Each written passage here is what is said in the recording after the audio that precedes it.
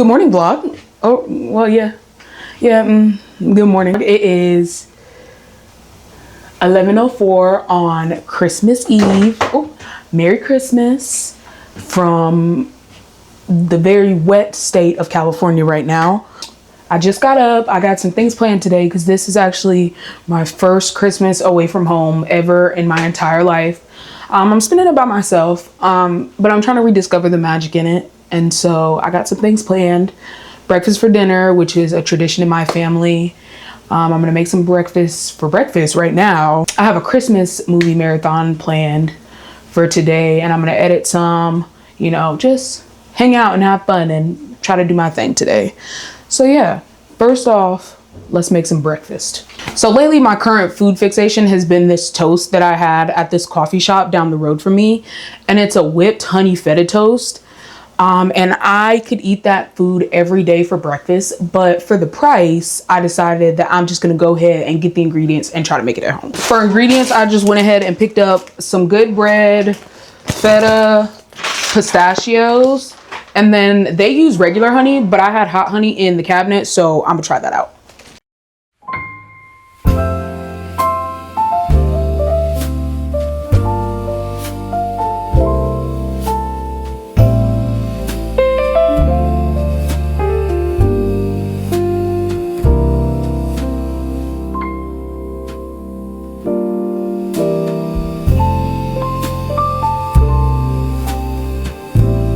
Well, this is bussin'. It turned out amazing and it was so easy.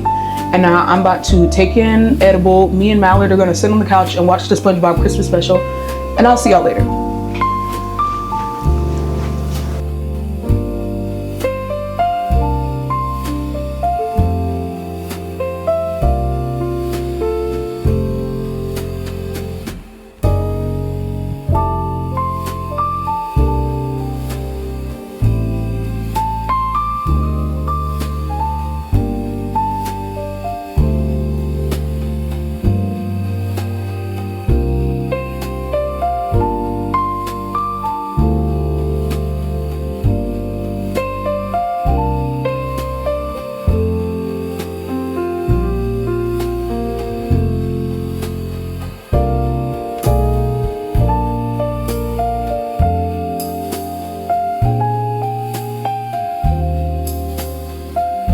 Hey vlog update, I'm laying on the sofa. My candy has kicked in. I finished the SpongeBob special. Me and all my critters are laying down. I just bought a ticket to see Marty Supreme tomorrow. Cause Timothy Chalamet is kind of that nigga. Danisha is gonna go tonight, so we're like kind of doing it together but separately, But yeah, I just had to update y'all. All right vlog, I got canes, sauce, fries, Texas fucking toast,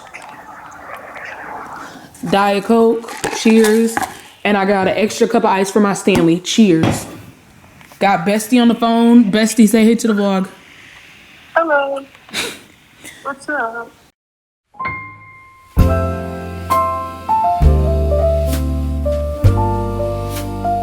Good morning vlog. It is Thursday, December 25th.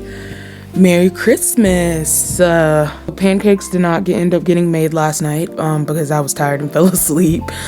But I'll probably make them later this week. I got plans to make myself a little pasta dinner, some rigatoni alla vodka today. I'm going to see Marty Supreme at 12:30. I'm so excited for that actually. But other than that, I'm just gonna be chilling. Me and my children. These are my kids. And the best part about them is that I don't have to spend a single cent on anything for them. I don't have to spend a single cent on anything for them because they're not sentient, they don't eat, they don't do extracurriculars. Worry about anything happening to them because they just, sit on my couch and sit on my bed and offer me emotional support when I need it. But anyway, besides the point, right now I'm just chilling in bed. I'm gonna watch Fallout, which Fallout is actually been so good so far. I played the game and I played the iOS game, so I am really interested in it, and I feel like it's very loyal to the source material so far. Also, Walton Goggins is kind of insane, but yeah, I'll see y'all when I'm on the way to Marty Supreme. There we go. Fit for Marty Supreme Windbreaker is vintage Russell Athletics thrifted. Top is thrifted Lululemon. Jeans, Good American. Sneaks, Solomon. Jewelry, just my everyday jewelry. Let's get this shit. I'm sorry. Originally, I was logging on to tell y'all about Marty Supreme, but my entire block is is filled with police officers, so I'm trying to figure out how the hell I'm gonna get to my apartment. The block is hot. Child boo. I ain't know I lived in the ghetto. Ooh, let me stop. That was rude. testing. Anya on the beat. Hello vlog. It is 8:18.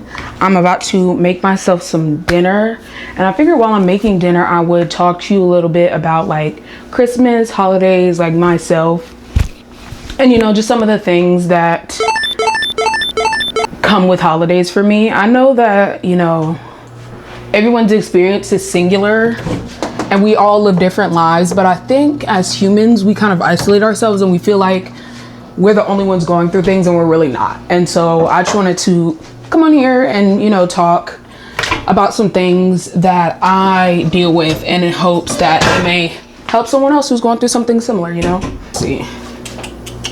First and foremost, I'm gonna make some spicy, what is this? Spicy rigatoni alla vodka for dinner. I'm actually so excited because I got the carbone sauce at Whole Foods because it was on sale. And I've yet to go to Carbone, but we're gonna have Carbone at home, I guess. Can you see me? Yeah, okay. Water boiling on the stove. First and foremost, while I'm doing this, Marty Supreme, the jury's out on it. I don't think that it was by any means like a bad movie. Like, I think that Timothée Chalamet is an all-star, and he proves that with every time he's on the screen. And that other girl was really good too, Bobby Hill Jr. I'm sorry, that's not her name, but Bobby Hill Jr.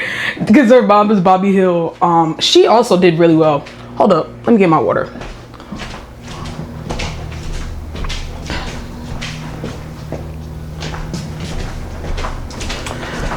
So update, my water is right here on the counter and I just wasn't paying attention.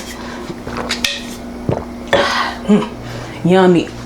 But it was really good. I think the acting was great. I think the story was great. I think it was just one of those films that, like, I just came away with nothing from it, I guess. And well, I guess I didn't come away with nothing, but it's like, I don't know if I was the intended audience. I don't know. I don't know. The jury's still out. That movie theater was packed. The mall was packed. Mind you, the only things that were open at the Grove were the 3 restaurants that were there, right? Meanwhile, there's 30 million people there. People are waiting in line for restaurants. Probably didn't have reservations, which I don't know why you're going anywhere on Christmas without a reservation. People were just walking around in there because all the stores are closed. Like, it was a mess. Then I go into the theater because I went to the AMC. I go into the theater, I'm like, oh, maybe I'll get me a little cocktail. I get to the bar. First of all, I left my apartment at 12:15 because I live 9 minutes from the Grove. So I get there like 12:20, 12:25 after I parked. By the time, I got to the theater. I get there, lines are snaking around for concessions, like the premier line and the regular line.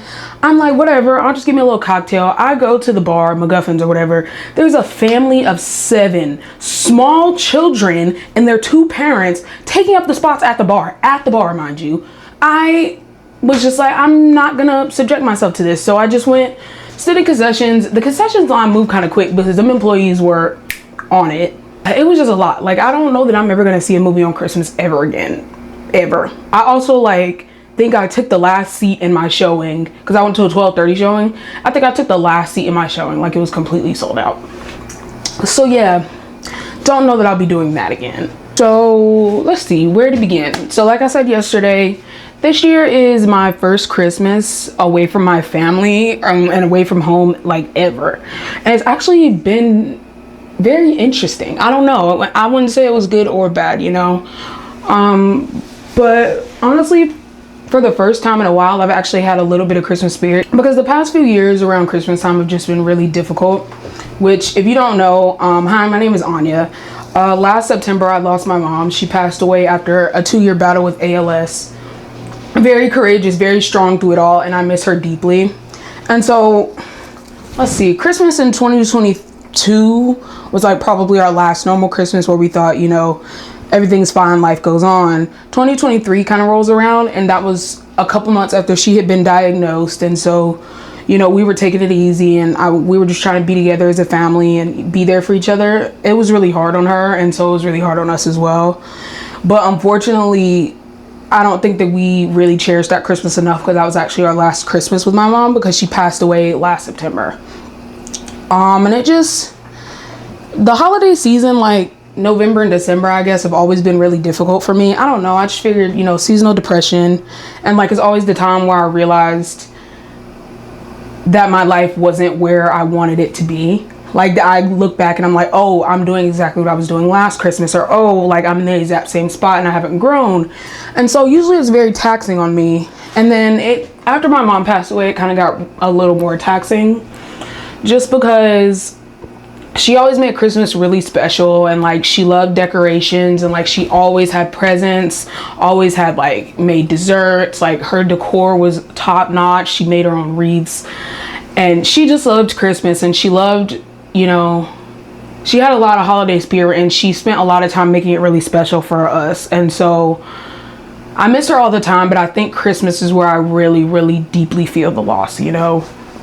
I don't know, it's hard because unfortunately losing a parent is just one of those things where if you haven't been through it, you won't understand it. But it's also like, I wouldn't ever want anyone to go through like having, you know, their parent pass away so soon, because I think, you know, we know that our parents are gonna die before us, or, you know, for the most part that's what we think, but it kind of still felt like meteoric, you know. Hold up, let me put the pasta in the water.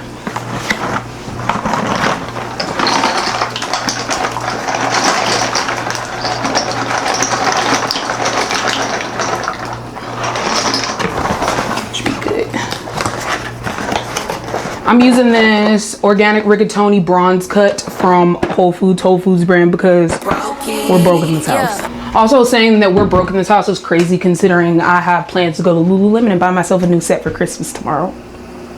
But I digress. But yeah, despite me really like knowing that my mom's gonna pass, it just obviously affects me, you know. I was really close to her. Everything that I am and everything I will be is because of my mom, you know. Sometimes I think about all these beautiful, special moments in this amazing life that I get to live, and I get really sad because, you know, she's not here for me to tell her about it, and, you know, for her to see it. And I know she's always with me, but it's like she's not physically here anymore. Like, she can't come visit me, or like, you know, we can't do the things that we used to do together. And so it's really hard. 13 minutes. Okay. I have a lot of people, or not a lot, you know, I have a few people in my life who have had the experiences of losing a parent, but also I feel conflicted about it, because I'm like, it's a very painful thing, like, and it's hard to talk about. And like, yes, it is nice to have someone to, you know, connect with on that. It's like, sometimes I feel like I just play it close to the vest, because I'm like, this other person is hurting too. Why is my hurt bigger than theirs? But like I said, we as humans also always think that our experiences are singular. And while they are, I think that we as people intersect on a lot of different things more than we realize, you know? Like, everyone's going through similar things. But I think that we're all so wrapped up in thinking that no one understands us, we don't realize that, you know? But yeah, like, my best friend, she's also lost a parent. Obviously, my sister lost a parent. And I have a few other friends who've also lost parents.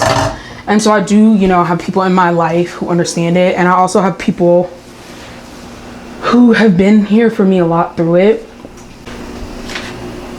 Okay, I'm back. The battery died. But I'm fortunate to have an amazing family that I've built from, obviously, my family members and my friends who have really made me feel like they've moved heaven and earth for me. So I feel deeply blessed to have such great people in my corner. But all that sad stuff aside, I just really wanted to talk about some of my traditions that we had growing up for Christmas, because it was always such a special time for me when I was little, and it kind of makes me sad to think that I don't feel like it's as special anymore, and I'm trying to work my way back to that, you know. So typically what Christmases would look like for us: on Christmas Eve, my family would have like breakfast. We would have a breakfast for dinner. We come in our pajamas to whoever's house, play games, like watch TV, just enjoy each other's company. And then when I was younger, whenever I got home after the breakfast, like my mom would let me open one gift to hold me over until the next day. And so I would open, you know, one of my gifts, and then of course the next day I would open all the rest of my gifts, and like the rest of us would like get up and open our gifts as well. Once I got older, we obviously weren't waking up as early anymore, but you know, we would have hors d'oeuvres, like have a little bit of Christmas cheer in the adult way, if you know what I mean, and just once again enjoy each other's company and just think about the year that's passed and the year that's ahead. Kind of once I got older, sometimes I would go to my other family's house on Christmas Day. It really, whose house I was going to was depending on who was cooking that day, because my mom was not cooking on Christmas Day, and so usually I had to go find somewhere else to eat, which was fine because somebody was always cooking. My mom didn't like to put up the tree until she had gifts to go under it, so we would always put up the tree second week in December maybe. I always begged to get a live tree, but she wasn't messing with a live tree because she didn't want to take care of it, and of course the pine needles, because it's kind of high maintenance. But a couple times I convinced her to get it. But we had all these beautiful ornaments that like she had been collecting for my entire life and for my older sister's entire life. And so she's got stuff from like the 90s from that my sister made when she was in middle school and high school, and she's got all the ornaments that I've ever made, and then just things that she's collected. It's such a beautiful collection, I think, of history and showing time past, because she would always get new things every year. And then like from my extracurriculars, like from dance, I would get a new ornament every single year, and she kept those. It was just, it's a beautiful way to showcase like our lives, I feel like all the things that we do throughout the year and have done over time. And then of course she had like her nativity scene. She had like some Mickey Mouse Christmas mugs that she had gotten on sale way back when. Like she's got so many things. And then every time Christmas passed and things would go on sale, she would go out and buy some more. Like my mom loved Black Santas and Black Mrs. Clauses, so if it had a Black Santa or a Black Mrs. Claus on it, whether it was a t-shirt, a pillow, a figurine, an ornament, a runner, all that, it was coming in the house. So yeah, she loved Black Santa. I've been seeing stuff, Black Santa mugs all over this season, and it actually has been making me think about her a lot. I think being away from home this year has really made me like miss being home for Christmas. I was home for Thanksgiving, and you know, it really was really nice, and I had a really good time. But I don't know, you know, it's something about Christmas. It's strange to not be home. And like, I know it ultimately was my choice to be at home, but I don't know. I know there's a lot of people out there who also, you know, don't celebrate Christmas with their family, or like, you know, choose to stay, or like can't go because they can't afford it, right? Because like I live across the country, but I'm blessed that I have money, right? But there's some people who simply can't afford to go home. People who have complicated family ties and they can't go home, or they don't feel like they can go home and don't have anywhere to go. And so, you know, I don't know, you know, I don't know where I was going with that, but I just wanted to make this video in solidarity for those people, right? Like I can't imagine having a poor relationship with my family where I feel like I couldn't go home, you know? And I think that's really at the forefront for me now, that my relationships with my family are beautiful and important to me. And, you know, especially being so far away from home now, and I really feel blessed to have them, you know? I feel like this is just like scattered, but I just want to talk, you know, just talk candidly.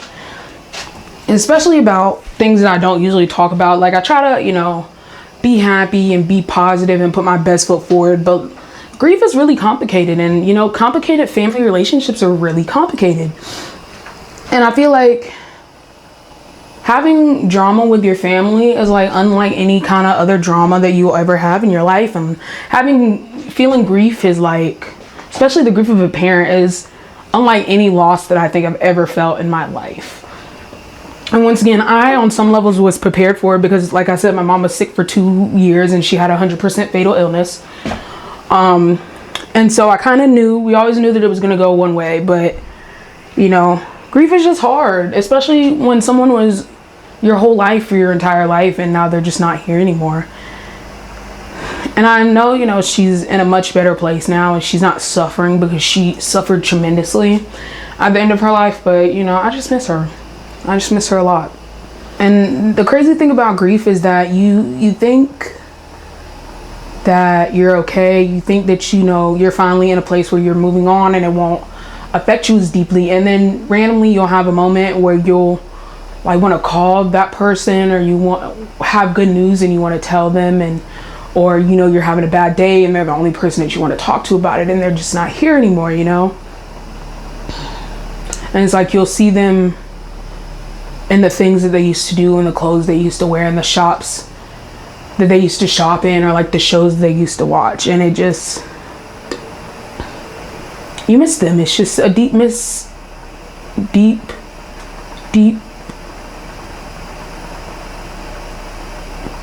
feeling of loss. So noodles are done. Go ahead and drain those. Oh, there we go. Oh, not they sticking. I put olive oil in here. It's sticking.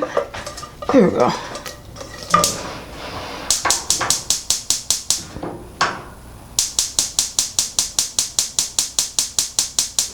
Now I was supposed to mix this with heavy cream. You know what, that's too damn bad. It's too late for that, and I don't eat heavy cream, so just pour some of this on this. Call it a day. There we go.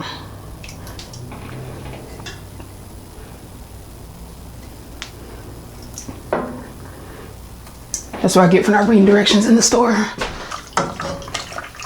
Let it cook in the sauce a little bit.